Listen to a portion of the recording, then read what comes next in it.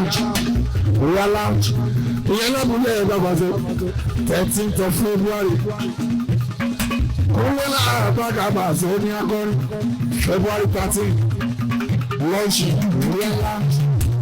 Royal Lounge.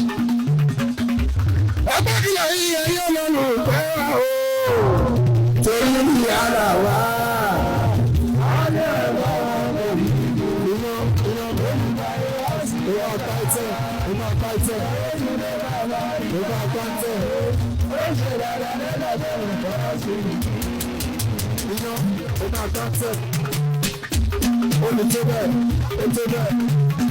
Ọba kìlọ̀ yìí ẹ̀yọ́ lọ́nà ìfẹ́ ọ̀hún. Orí ní ara. 100. Oṣù mẹ́mà.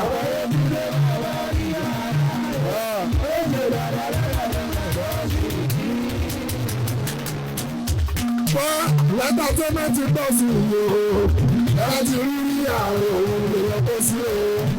Olùgbà ayé ẹ̀ka tí wá sí ìlú mi, ọmọ ayé ti rí ọmọ ọmọ àdìyànà o.